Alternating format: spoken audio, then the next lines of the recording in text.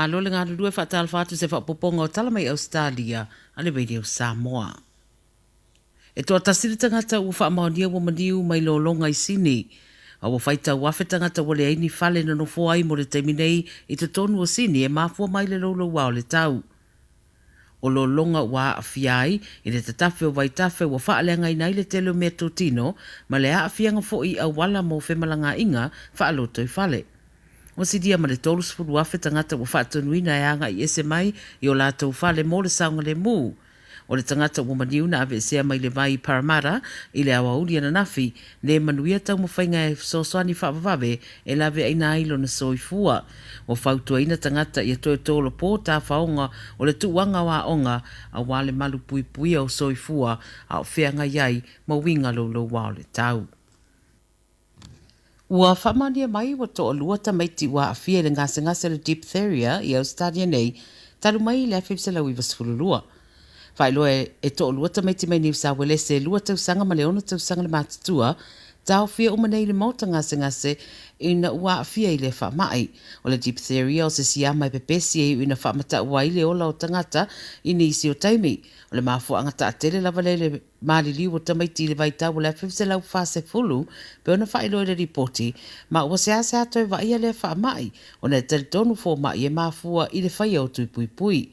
O le teminei o lo ta tele lava ia tunu o titi ai le au fia le au whaia o tangata ua whaia tui pui pui, ia mai le o mautinoa pe whapefea ona a fia tamaiti ai le whamai, a ona aunga e au fia I le tinga o le whai ma tonsils le fia ai ia mawhiwa foi, e pepesi pe a tale le tangata wa fia. Wa moli mawina e Tala Fou le so le whaatu muria pe o le malaiwa lele I sini I tangata whemalanga I ui I lapta inga ina ia sira I le tūlanga o le tau o lo oa a fia I New South Wales le so. O umi laina po o kiu I le domestic ia ma le malaiwa lele whaava malo foi. E o le lua I tūla o whaatalitari pia nisi le check-in ma o wha leo foi nisi le fia I lunga o le social media. Whaeloe se so upu mai le pulenga o malaiwa lele whaava malo e wha maria I le toa tele o le wha le tonu lo tūra I mai ma na whaeloa ai o lo whea ngai ma le wha titi o tangata whainga ruenga I le teminei a le wha le tonu fo I le tau wāti di whaatua iai nisi o whainga malanga. Wai mai le toa tele o lo poloka I le malaiwa lele whaato awa ai lea I se tūlanga wha pea wo iai le malaiwa lele I sini. Ua mawhaina ia tangata I le I whaini tui pui pui o le COVID se furuiwa o na malanga mai I Ausetalia. A matatu le solulu le wasa nei o na whaatanga le atulanga ma o le a le mana o miai se whailua ina o wha maumaunga ua whaini tui pui pui pe a whai e fia malanga mai. O lo winga la ua mawhai e so se tangata lava o na malanga mai I Ausetalia pe a whai e iei se visa.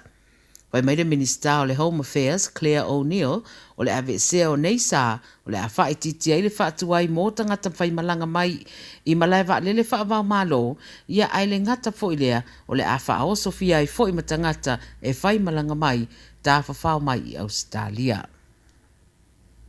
Ma le tala mulimuli, wa iu ina asia le palemia o Ausetalia Anthony Albanese, lau ele o Ukraine e pe ona wala uria ai le presidente o le atunuu. O whailoa le palemia o le aiei nisi sa fou po sanctions o le a whaia I a Lucia, ma whao popo I whesoasoani o a upenga mai Ausetalia mo Ukraine. Na moli mawina le li I palemia o Ausetalia, tūlanga whale tonu wa iai le tele o whale te tonu o Ukraine, e mei se lawa le la mua Kiev, e pei o na asia, ma wha mai mua fo iai le presidente, ia ma bodyguards, a I la tōlo pui puia, ia taitai o le fo ia tunu. O fola I fo I la ele palemia ma le isi toi titi se lau miliona mo fesoasoani ia upenga wha militeli.